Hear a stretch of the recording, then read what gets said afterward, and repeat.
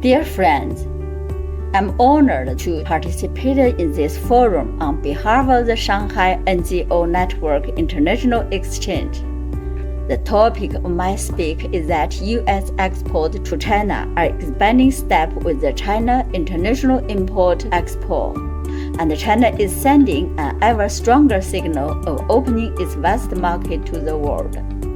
Standing in Chicago, a thought strikes me. When molten salt was founded in 1848, if someone had told its founder that their umbrella goal would end up in Shanghai auntie's kitchen 175 years later, the 40th anniversary celebration of the friendly exchanges between Shanghai and Chicago was just held in Chicago this past July.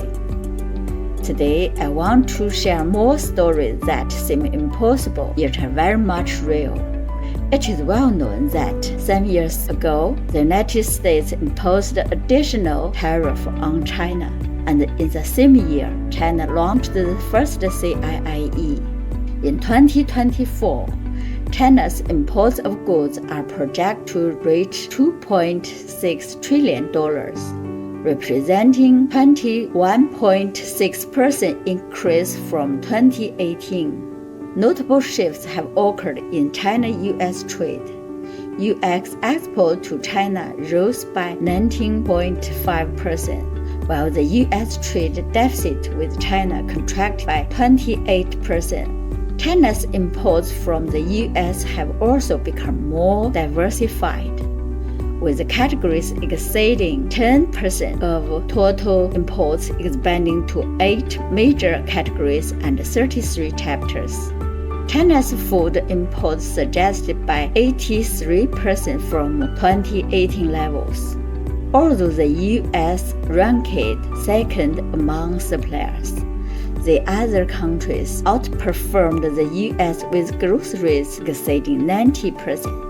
The U.S. Soybean Export Council has participated in the CIIE for 7 consecutive years. The participation trajectory of American enterprises over the 7 years since the China International Import-Export was launched is a macrocosm of China-U.S. economic and trade interaction. In 2023, the U.S. Department of Agriculture set up its first executive pavilion at the CIIE, driving about 200 American enterprises to participate. In 2024, Hengtong Resources from Illinois signed $600 million contract, setting a new record. Let's start with Idaho's Northwest Company. Back in the second CIIE, Mike Edison feared China's demand for beans might disappear like a tornado. Today, it's as steady as the Mississippi River. Through CIIE, they've secured over $9 million in orders. Varian Medical has proven strategic adaptability. China became its largest global market. At the first CIIE, while exhibiting radiation therapy system, Varian identified China's demand for equipment plus solutions. From the third CIIE onward, they shifted focus from standalone machines to deep AI-assisted therapy partnerships with Chinese medical institutions. Solutions incorporating Chinese patient data are now being applied globally, forming a core competitive advantage. Over the 7 years, China's functional food market has grown by 30%. Tyson Foods has established its China Cree regional headquarters in Shanghai Hongqiao International CBD, while rolling out the smart factories across the Yangtze River Delta region. As a non-government think tank, Huaxia Research Institute releases the CIIE Extended Effect Index every year. The CIIE Extended Forum has become a key platform for gathering global wisdom, including the WTO and the San Francisco Bay Area Council participating. Shen, president of the U.S.-China Business Council, has even spoken as a guest.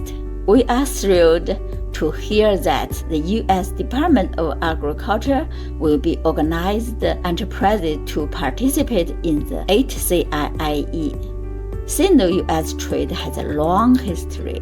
In 1784, the Empress of China set sail from New York across the Pacific Ocean to China, bringing American ginseng and taking back porcelain. Essentially, it was an exchange of scarce values between the two continents. Today, trade between countries still follows this logic, though it has evolved into more complex industrial chain collaboration. What makes the CIIE unique is that it transforms such exchange from chance encounters into institutional docking. On August 25, 2025, the 2025 China-U.S. Subnational Cooperation Dialogue was held in Chicago, USA. At the invitation of Fan Min, Executive Director of the U.S. Heartland China Association, the organizer of the forum. Here, I would like to share with you the video of the speech delivered at the conference, which was co-hosted by the U.S. Heartland China Association, the Chicago Chinese General Chamber of Commerce, the Chinese People's Association for Friendship with Foreign Countries, as well as the International Cooperation Bureau and Institute of World Economics and Politics of the Chinese Academy of Social Science. Xie Feng, Chinese ambassador to the United States, delivered a video speech, and Wang Baodong, Consul General of China in Chicago, attended and delivered a speech. Pat Quinn, former governor of Illinois, John Atkinson, chairman of the Illinois Investment Promotion Center, and Shen, president of the U.S.-China Business Council, among others, delivered speeches. More than 200 people from various parts of China and the United States attended the conference and conducted roundtable discussions and exchange focusing on the fields of agriculture, food, and healthcare. Report Mei Yingdi covered the conference in Shanghai Observer. Specific and detailed cooperation stories are weaving a network that helps the two major countries understand each other. Thanks.